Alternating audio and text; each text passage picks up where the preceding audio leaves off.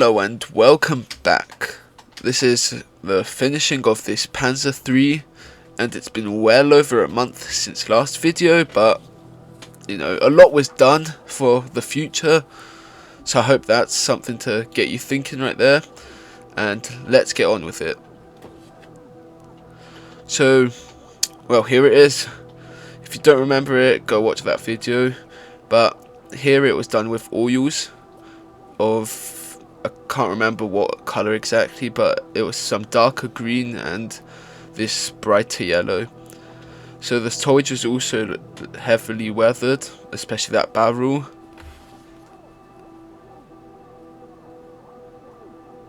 The spare tracks were also painted. This was done the same as the regular tracks. And that was about it for this step. Next, this oil brusher dust was used to, well, apply dust, and the white rubber on the wheels was painted. This was the thermal protection from what I remember, as well obviously it would get really hot on the desert if that wasn't obvious, so I think it was just so that the rubber wouldn't melt or cause any problems. I think this really helped to set the setting, especially that, well, on the desert there would be dust because of the sand and other things.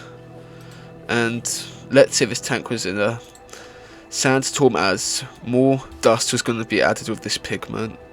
As you can probably hear, I'm using a microphone, and this is what came in the packaging, so I thought, great base for a diorama, huh? And it's pretty soft, so that this was easily cut with just a regular hobby blade, and then what I cut off was added here to make this hill section. This hole was later dealt with, as well, it was an obstacle in making it.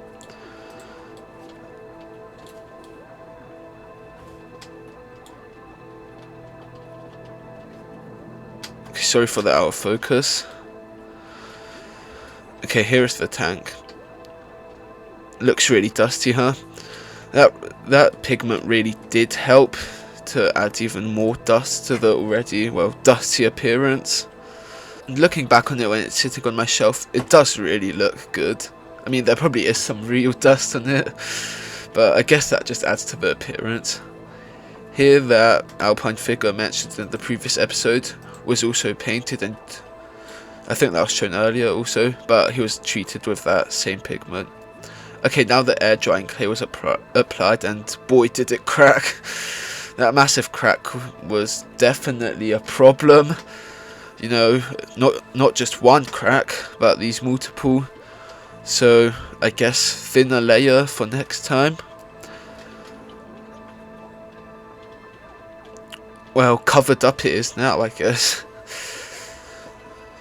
This was a mud paste, as you can see. Maybe not perfect for a desert, but all I have. And the gritty texture that Vallejo provided really does help to act like sand. Maybe a bit out of scale, but shouldn't be a problem, should it?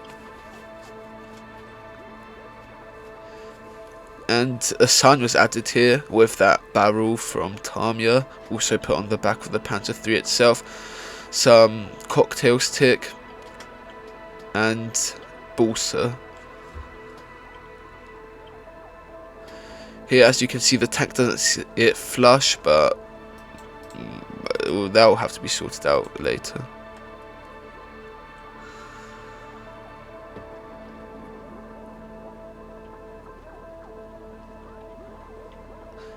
Okay, now I looked at the base and thought this is a bit tall. So now, especially for the camera, this is a bit better because you can see everything. But it was cut in half, not the cleanest job, but as you'll see later, that was covered up. And I think what I put around it actually probably looks better than a regular black or just a regular wood finish.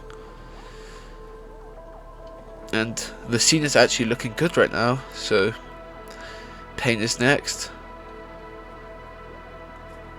Oh, sorry, forgot the dried up grass. This was added with a 0.4mm paintbrush with the bristles of it just cut off.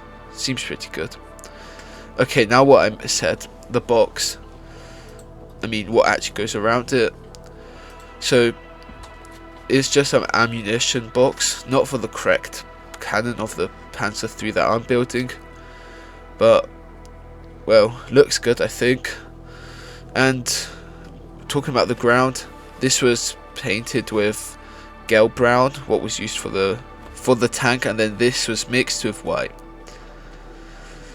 And now the sides, well, outside it looks good, but inside there's a big gap, especially that some of the sides weren't straight. This would have to be filled, as well it would just detract from the overall appearance.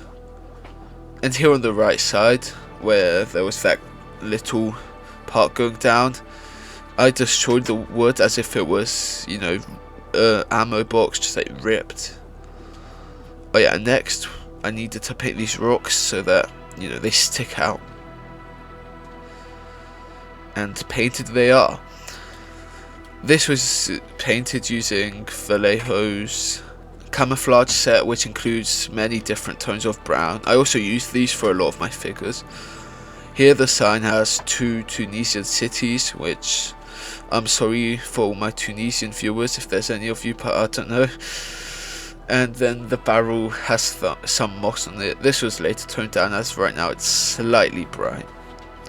So as you can see, these rocks do stick out, to say, and they do really have some nice points to view instead of just the tank.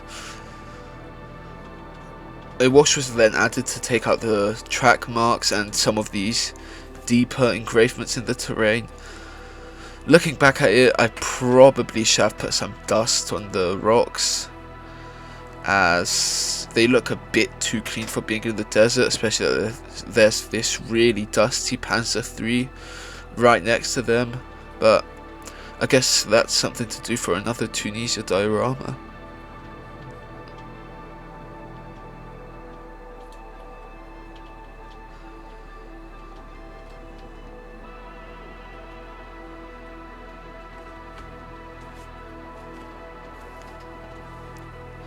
The figure was then glued down using a regular CA glue, as this would probably provide the strongest bond, and his position was previously settled.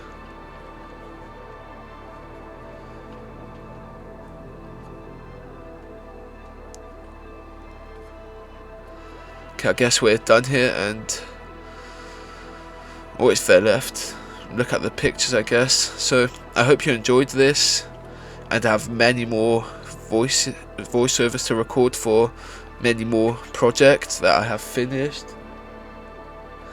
So, well, I hope to bring more next week, or I mean this week that's about to come, as it seems that I have the time for it. So, goodbye.